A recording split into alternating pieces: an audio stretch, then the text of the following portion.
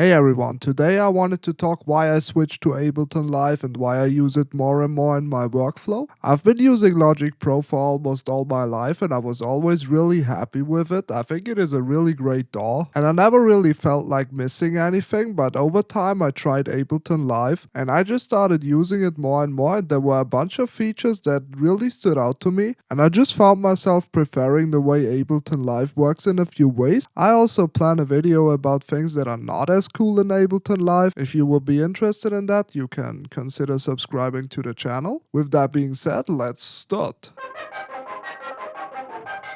Short little disclaimer, the choice of your DAW is obviously a very subjective choice. In this video I would just like to talk about why I chose Ableton for me. The first point that I have on my list is cross-platform flexibility. Ableton Live is cross-platform, and while I know that this is not a big selling point because most DAWs are already cross-platform like Cubase, FL Studio, Studio One, and even though I would consider myself a pretty happy user of the Apple ecosystem, it is sometimes really practical to have the opportunity to also work on other platforms. With Ableton it doesn't matter if you're on Windows or Mac. The experience is pretty much the same, and that flexibility of sharing tools and projects and whatever is just really cool and I really appreciate it. With the second point that I call super fast MIDI mapping, I think it gets a bit more interesting because that is pretty much the main feature of why I chose Ableton over Logic and any other DAW. I just think that the MIDI mapping feature in Ableton Live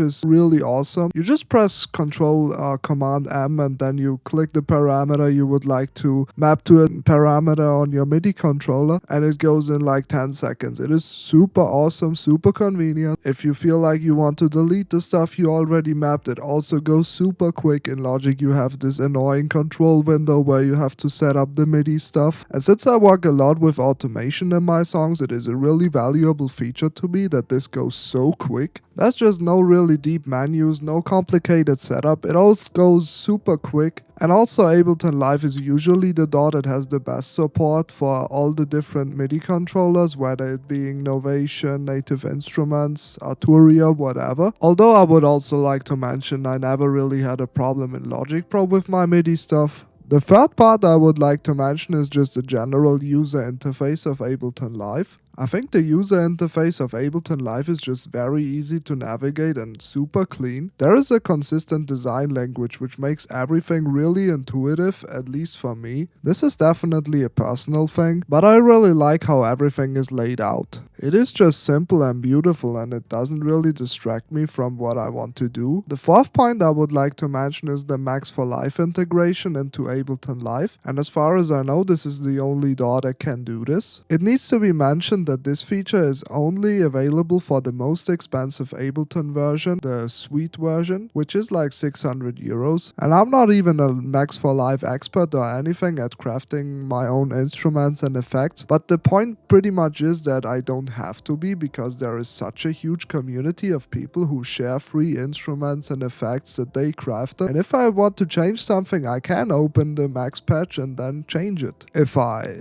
knew how to do it. Since this is something I would like to know more about, the integration of Max for Live is already really cool and invites me to just experiment with the stuff that is available. I built some instruments and effects already. They are nothing crazy, but just a possibility, and if you have the know-how to craft your own instruments and effects, it is a really cool way to achieve a unique sound, which makes Ableton super powerful. And on the Ableton Live website, you also have tons of different free downloads for instruments, effects, and whatever, a bunch of Max for Live patches. The community is just what makes it really powerful, and that is really sick. Last thing I called bonus because I think this is not important for anyone, but I think it is really awesome that Ableton Live was initially designed to be a live performance tool. And that is probably the reason why it is valued so much by those musicians who go on stage with Ableton Live performance setups. Since I'm really interested in this and I would also like to improve my skills in this area, I feel like a switch to Ableton Live makes a lot of sense for me right now because I would really like to pull off some cool Ableton Live performances in the future too. Another bonus I would like to mention is the new Command F feature that arrived in version 12. This is such a trivial feature and I wonder why it hasn't been here for the last 5 years. And it also applies for Logic. It also didn't have that feature until a year ago. You can just click anywhere on the track you would like to add something, press Command F, search it, enter, boom, it is here.